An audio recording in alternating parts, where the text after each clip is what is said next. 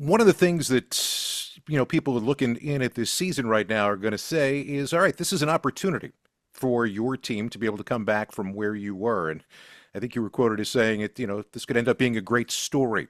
When you try to come back from where you guys were, what's the first spot you've got to start at?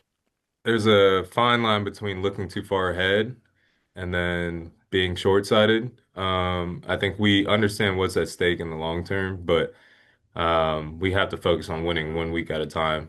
Obviously, we didn't do that for 5 of the 6 first weeks and put ourselves in a hole. But I think we have the guys to be mature enough and go about their work to give ourselves a chance by the end of the season.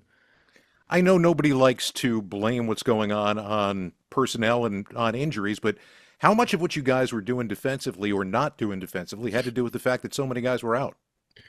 Yeah, I mean, there's a little bit of that, obviously.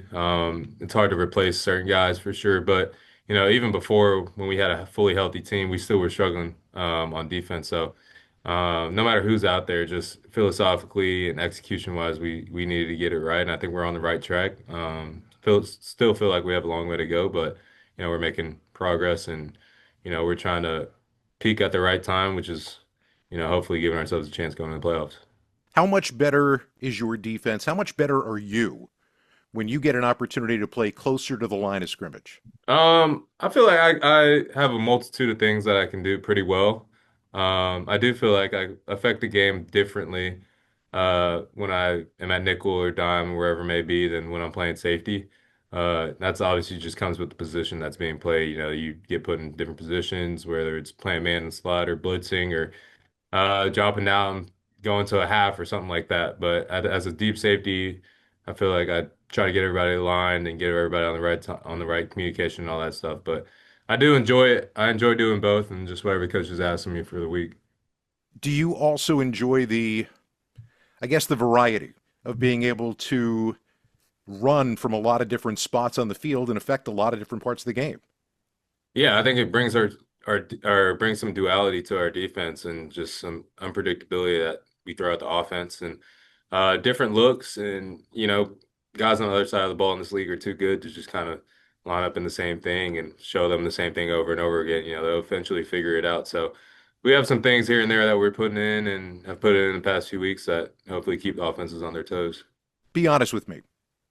In a football locker room, in the world that we all live in, very rarely do you hear somebody say duality. Now, is that from mom's vocabulary word game? Is that from the Mensa thing? Is that from brain camp? Because I'm telling you, I don't run into a lot of duality when people are talking to me in general conversation. Yeah, it might be a little bit of everything, all of that. You have a little word bank that you put here and there and you grab a word, and my mom used to every summer just make us learn a new word every day to bring to her and define, spell it, language of origin, all that stuff, like a spelling bee almost. But she did a good job of making sure that we ourselves had some duality with athletics and academics. How does a kid your age, when you get to a summer and you know that everybody is cutting loose and having a good time, and I'm not saying this was not a good time, how do you react when you hear you're going to brain camp? Honestly, a little bittersweet. There's some stuff that I missed back home in Atlanta when I was at Davidson College for 3 weeks at a Duke tip camp, literally learning about the brain. But that's a whole different experience, and it's just something that, looking back on it, I'm glad I did just to provide a different perspective on life and learn some new things. And at the time, I was probably 5'8", 5'7", 135 pounds. So the athletic future was looking a little bleak, but luckily my genes came around and kicked in high school. But I'm thankful for all those experiences that my mom and my family was able to put me in. But my understanding is at 5'8", you could still shoot the rock, couldn't you? I could, yeah, that was the plan. I mean, everybody in my family played basketball. I was just hoping I would hit a growth spurt at some point, and luckily it came, but it only, I guess, worked out for football. You get a look at this team, and it's a short week in terms of preparation. You see some of the struggles they've had. You see some of the good things they can do. What do you see from them on film? Yeah, I see a team that can hurt you in a lot of different ways. Obviously, losing Tyreek for them is a big loss. I mean, that would be a big loss for anybody, but I think they have the system and the scheme and the players to make up for it. even though they're down a guy like that, they still have some juice on offense, whether it's Waddle outside, and they have a few rookie receivers that are doing a lot for them, and running back obviously, and Tua runs the show. So they do a great job of putting people in the right spots, and it's up to us to go out there and kind of try to suppress the offense because I feel like once they get it rolling, they get in a rhythm and start putting up points. When you have a short week, a lot of guys have told me different things about what the biggest obstacle is, what the biggest hurdle is in turning around and playing on Thursday after you've just played on Sunday. Obviously, not as much physical work can be done in that span of time. What's the biggest hurdle to playing on Thursday night? I think it's more so a mental, emotional thing.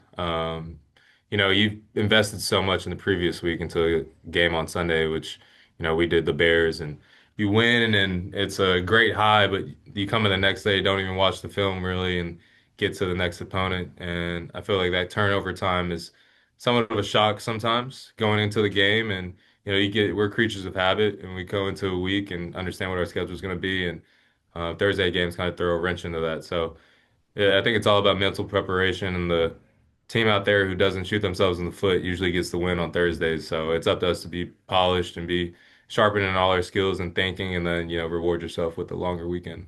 I know it's not your side of the ball, but getting Lamar back, can you overstate how important, whenever it is that he takes the field and is 100%, how important he is, not just for your offense, but for the vibe and the identity of this team?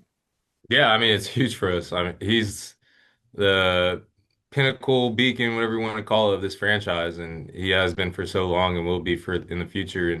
And just having a player like that and a guy like that out there in the locker room before the games, all that stuff that he brings to a game day environment, it's huge for us. It's kind of like LeBron coming back to Cleveland. Like they're a completely different team with him, without him, and no disrespect to the guys that stepped in because obviously Cooper and Tyler Huntley both did a great job while he was out, but you can't be mistaken the fact that losing Lamar for a few weeks is detrimental to the team. So it's good having him back, and I'm sure he's gonna not miss a beat.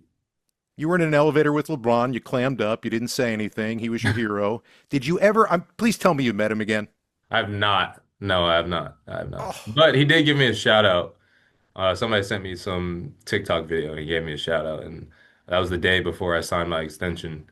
And I had to sit back and kind of weigh both days on which one I liked better and will remember in the future. Probably the LeBron one, but yeah, he has been my guy since I can remember. And there's only a few times I can remember crying in my whole life, and one of them was when he lost to the Mavericks in 2010, 2011. So that's my guy. I did choke up when or I choked when I saw him in Vegas a long time ago and froze, didn't say anything, but hopefully I'll get an opportunity in the future. that takes me back down to kind of a roundabout last question here because basketball, like you said, family's basketball. Dad was a professional player. Seemed like it might be the path for you. Your life has taken a lot of different paths. You know, you're born in Greece, then you're in Russia for a short period of time. You're in Atlanta. One of the things about you that I fascinates me is the number of experiences that you have had for such a young man. Now, does that kind of thing say to you, okay, I've had all of these. What else can I go do? Is that the mindset? Yeah, for sure. I think I'm very forward thinking in that, and I feel like I'd also try to be where my feet are at the same time. Playing in the NFL, it's hard to be consistent and produce in this league and have your mind elsewhere. Obviously, you can have hobbies and different interests and stuff like that, but for the time being, while I'm playing in the NFL, it's definitely my number one. I do feel like brain camp and all the other things that my family has instilled in me and wanted me to do is um, kind of affecting my future in terms of what exactly I want to do. And that's still a long ways away, obviously. Not thinking about it too much right now, but there's definitely some other routes, and don't want to be sitting on my butt for the rest of my life when I'm done playing. Definitely want to either work for somebody, start my own company, whatever it may be, and we'll figure it out when we get Or there. both, right? They're Yeah, both. yeah, that'd be great. Kyle, thanks so much. Really appreciate the time. Good luck the rest of the way. Thank you, Scott. I appreciate it.